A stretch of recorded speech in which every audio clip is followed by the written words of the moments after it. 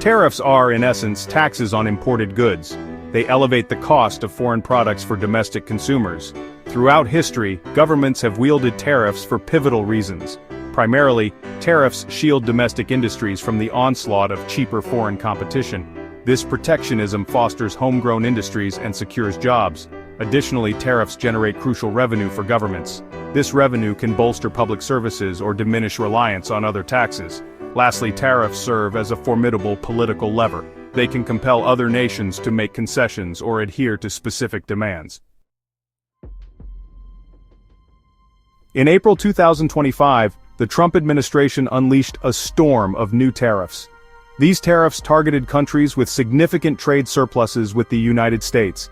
A baseline tariff of 10% was imposed on imports from most nations. However, some countries faced even steeper tariffs. China, for instance, saw its tariffs on U.S. goods soar to a staggering 125%. This escalation was a direct response to similar measures imposed by the United States, with U.S. tariffs on Chinese imports now exceeding 145%. These tit-for-tat tariff hikes have intensified trade tensions between the two economic giants. The new tariffs are having a profound impact on U.S. businesses and consumers. Importers are grappling with increased costs, estimated to reach a staggering $712 billion in 2025. These costs are inevitably passed on to consumers through higher prices. Everyday goods are feeling the pinch, with leather products experiencing an 86% price surge, clothing up by 64%, and small appliances seeing a 46% increase. Even large appliances and bicycles are not immune, with prices rising by 18% and 50% respectively. The pain is particularly acute in states heavily reliant on imports.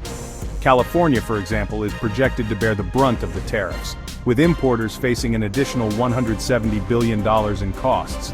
Texas and Michigan are also significantly impacted, with potential cost increases of $82 billion and $27 billion, respectively. The automotive industry, concentrated in Michigan, is particularly vulnerable to these tariffs. The reach of Trump's tariffs is vast, sending shockwaves through the global economy. The United Kingdom now confronts a sweeping 10% tariff on nearly all its exports to the US. This decision jeopardizes UK jobs, especially in the automotive sector, where up to 25,000 positions hang in the balance.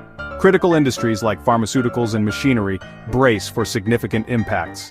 Some economists foresee initial price drops in the UK due to diverted goods, but the long-term effects remain shrouded in uncertainty.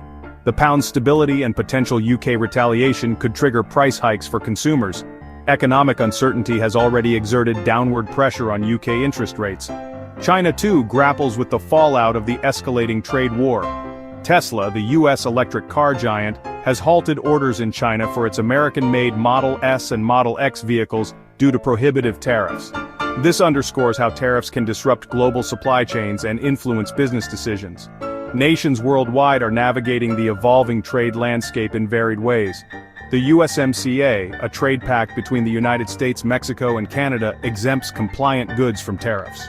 Yet non-compliant goods face a steep 25% tariff, with energy and potash exceptions at 10%. Trump's tariff policies have ignited fierce debate, highlighting the inherent complexities and controversies surrounding tariffs. Proponents, including President Trump himself, argue that these tariffs are essential for protecting American jobs and industries from unfair foreign competition. They contend that the tariffs will generate significant revenue for the U.S. government, nearly $2 billion daily according to Trump. However, critics argue that the tariffs are essentially a tax on American consumers who are forced to bear the burden of higher prices for everyday goods. The tariffs have also drawn criticism for potentially harming the very industries they aim to protect. By increasing the cost of imported components, the tariffs can make U.S. companies less competitive globally. Moreover, the retaliatory tariffs imposed by other countries further harm U.S. exporters, jeopardizing American jobs and economic growth. The ongoing trade war underscores the delicate balance that governments must strike between protecting domestic industries and maintaining a healthy global trading system. While tariffs can offer temporary protection and generate revenue, their long-term consequences, particularly in a globally interconnected economy, can be unpredictable and far-reaching. What does the future hold for America's trade policies?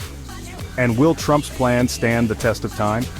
If you found this analysis intriguing, don't forget to like and subscribe for more in-depth discussions on global economic policies.